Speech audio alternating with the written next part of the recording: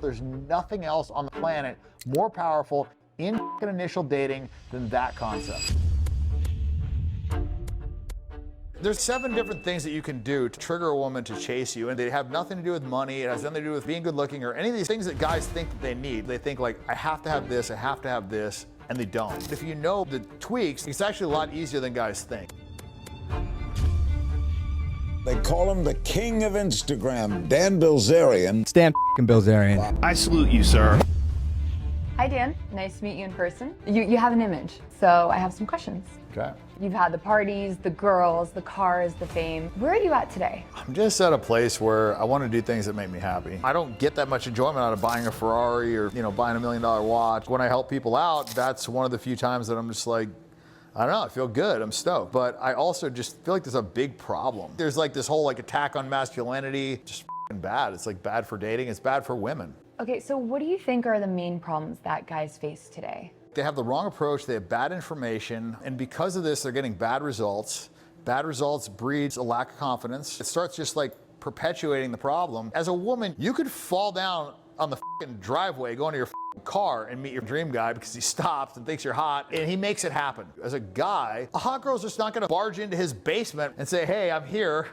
No, that has to go out and be proactive. Not only does he have to meet a woman, he has to make himself attractive. It sounds like a lot of work, but if you know the tweaks and the things that you can do, it's actually a lot easier than guys think. Let's say I'm the average guy. I'm not charismatic, I'm not rich. Maybe I don't think I'm that attractive. What would you tell me? For me, I didn't get a lot of girls in high school. I went in the military, I was around guys for 4 years. No women wanted to date me. I've gone to the bar, gotten nervous. I went up to talk to the girl, she rejected me, looked at me like a piece of shit. So I've seen that whole side of it and I get it, I understand what it's like to want a girl and have women not want you. I had this epiphany in college. I was the same guy that I was in the military and nothing had changed. But I realized once I triggered women to chase me, all of my flaws disappeared. When you're chasing something, you're not thinking about, do I want this? You're thinking about, how do I get this? And when you're thinking about how do you get something, you're not qualifying it, right? The moment I hit on you and I tell you how great you are and how pretty your eyes are, whatever bull that I tell you, you're looking at me from the perspective of, do I want this guy? Is he good enough? What's wrong with him? It's kind of the same way as if you go to a house and a house is for sale. Okay, I want an inspection. I want to make sure I don't make a bad purchase.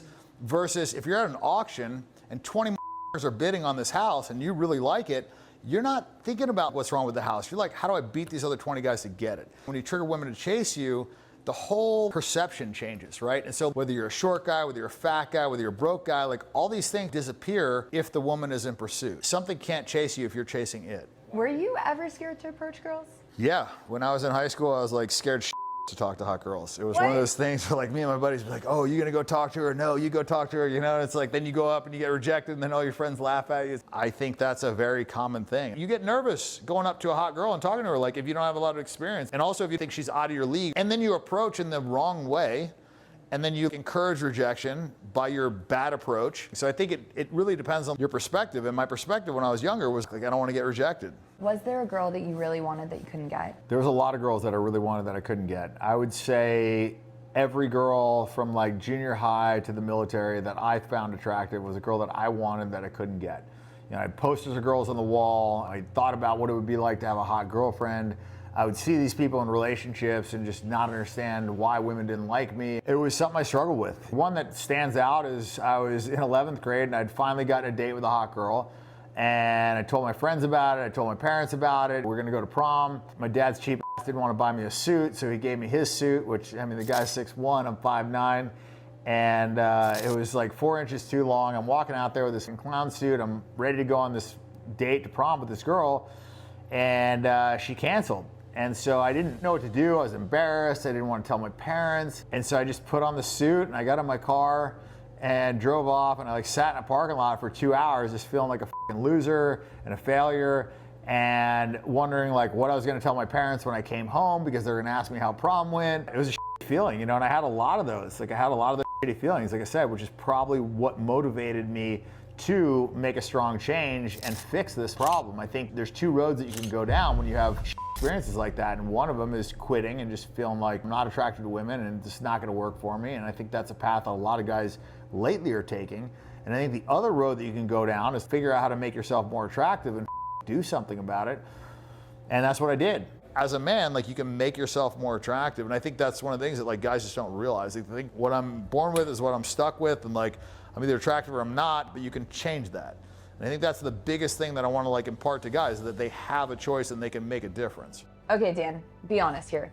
Have you ever been heartbroken? Yeah, I had this girlfriend that I was fully in love. She was super smart, she was interesting, she was intelligent, all of, like, the really important you know? And so I really wanted to make it work, and it didn't work. Yeah, that messed me up. And I see guys go through heartbreaks, and when they don't have options and when they just stew on it, it's like I've seen guys like borderline suicide over it. So it's definitely something that I think guys struggle with, and the less options they have and the more they feel like I'm never gonna meet another girl, the more depressing it is. He feels like there's nobody else on earth that might like him, and this was the only one. That's like a really tough pill to swallow. Was there a moment where you realized that there's a better way to approach dating? My big light bulb moment was in the military. I've been approaching all these girls. I've been hitting on all these girls, and I've been just getting shitty result after shitty result after shitty result. And I think it all stems from doing the wrong thing. The commonly accepted thing to do with women is, hey, I think you're beautiful, can I buy you a drink? And it's like, that seems normal, but like, you've basically told this woman that you want to sleep with her and you're willing to pay to do it. I mean, if we're breaking it down, I mean, he's not coming up to you because he thinks you have a great personality. He's coming up to you because he thinks you're hot and he probably wants to fuck you, right? And the example I give is, it's like playing poker. If you play poker and everybody fucking shows their cards, it's a lot easier to win at poker.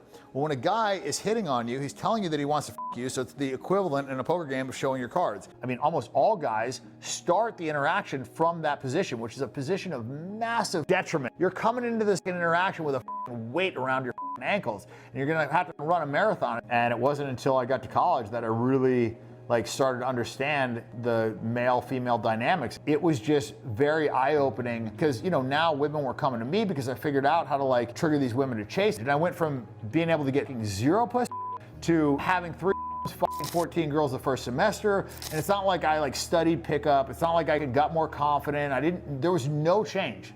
The only change was I had a different approach. Once that happened, it was effortless. Trigger her to chase.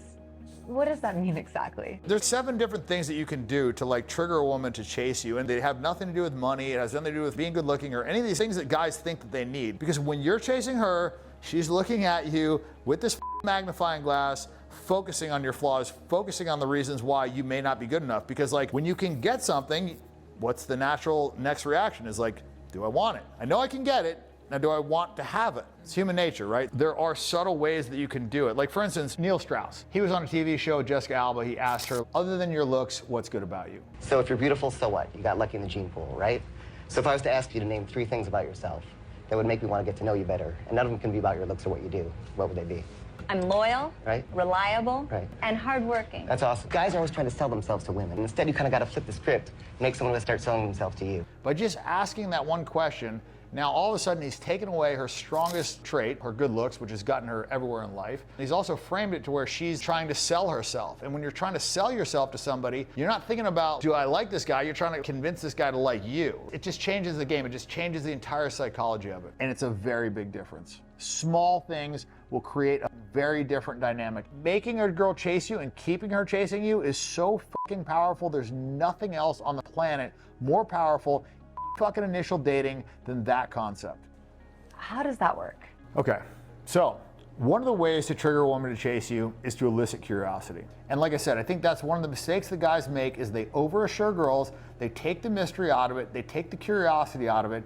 And look, women like the curiosity. That's why they read these romance books that have all these crazy twists and turns, and people like to wonder. And so the more she wonders about you, the more she's gonna be attracted to you. An example I would give is they click over on a phone call and they want to tell the girl, hey, I was talking to my mother, or that was an important business call or whatever, and they're overassuring the girl, they're letting the girl know that they don't have other options. And I think you should be doing the exact opposite. Make her ask you, make her wonder who you're on that call with, as opposed to telling her, hey, that was my brother, or that was my mom, I have to take this call. But when you do that, all the mystery goes away. She's not thinking about you. And the goal is to make the girl think about you when you're not there. So if she's thinking about you, you've won. Because now you're in her head, and the more you're in her head, the more invested she is. And the more invested she is, the more she's gonna convince herself that she likes you. What would you tell the guys that say, I don't want to change for a woman, I just want to be myself. I want her to like me for me? I mean, you could be yourself and show up in Walmart clothes, or you could show up in an Armani suit. You're still yourself, it's just how you present. A lot of guys aren't really themselves when they become overly nice because they want a girl that to them, because like they're not really that nice to everybody they interact with.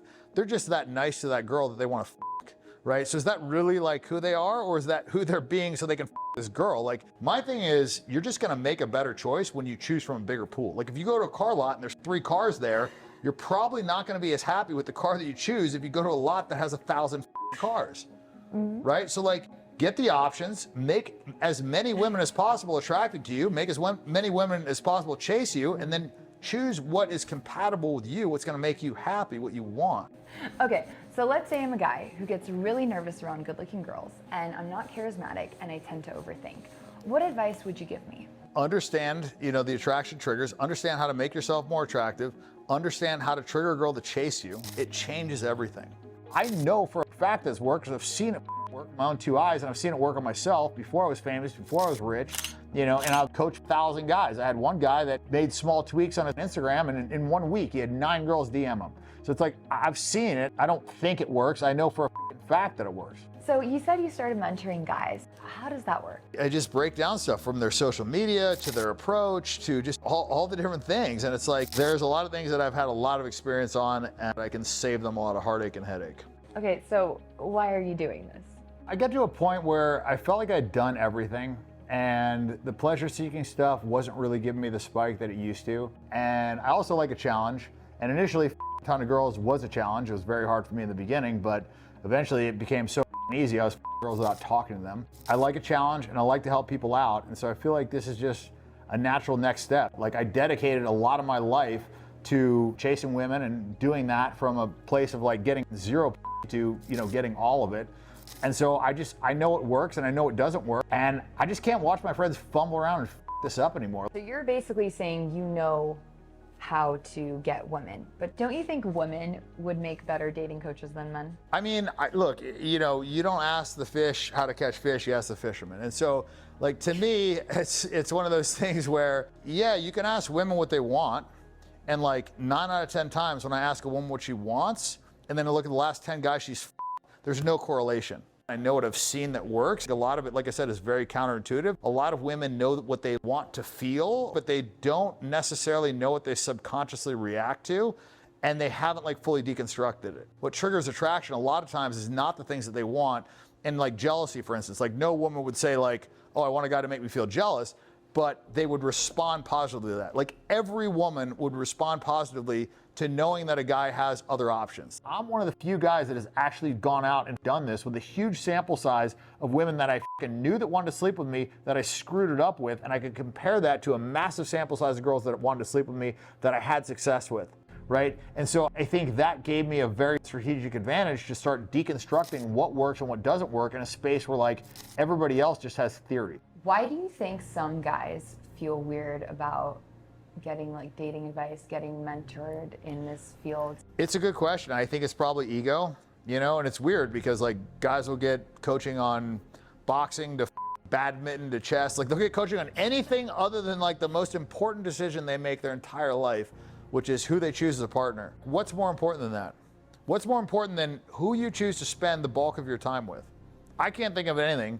And there's so many guys doing it wrong. I think the biggest problem is that there's not like a trusted source. I could tell you a ton of good coaches for boxing. I could tell you a ton of good coaches for, all the different things, surfing, things that I like. But I can't point to one legit, like, the guru for dating. And so that's like one of the reasons like why I want to do this. I know that I have learned a shitload of stuff, and I've seen what works and I've seen what doesn't work. And I see a lot of people teaching the wrong information, and my problem with bad directions is they're fucking much worse than if you never had a map. And like small tweaks can help them get the result they want. I love that. I feel like the dating world needs help.